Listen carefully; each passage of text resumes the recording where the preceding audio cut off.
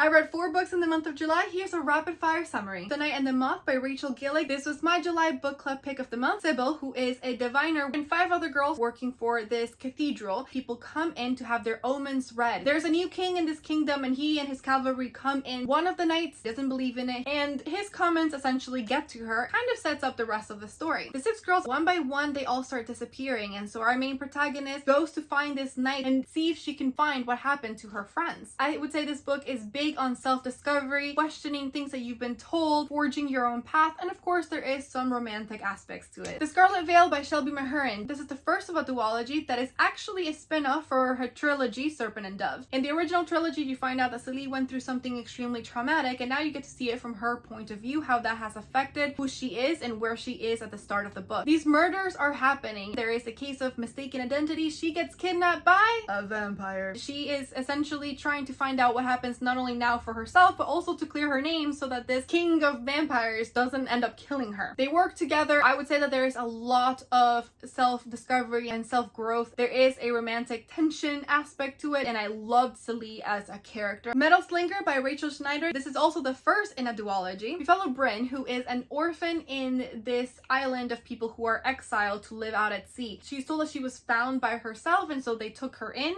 and her parents must have died at sea. She's training to be a guard, and her and the other trainees get the chance to go into land where there is this century-long peace treaty where once a year they can go in and trade. She ends up meeting somebody who eventually goes and follows her into her home and is told that she is being lied to. She is curious and believes it enough that she is willing to go back with him to find out who she really is. The whole book is mostly a journey of them trying to make their way back into land, and because of that, the romantic tension between them kind of starts to grow in a way that I really enjoyed, and a lot of slow burn, obviously. There's a lot of mystery because you don't know who Bryn is. Bryn doesn't know who she is. The Enchanted Greenhouse by Beth Durst. So this is based on the same world as another book called The Spell Shop, but you don't necessarily need to have read The Spell Shop in order to understand what is going on. Terlu did illegal magic. She, who was working in the Great Library of Elysium, was very lonely, and so because of that, she created a sentient plant. When she was caught, she was punished and turned into a wooden statue for life. She wakes up in this island full of greenhouses. Nobody else is at this island except one very grumpy gardener. The greenhouse was made by the sorcerer who has now died,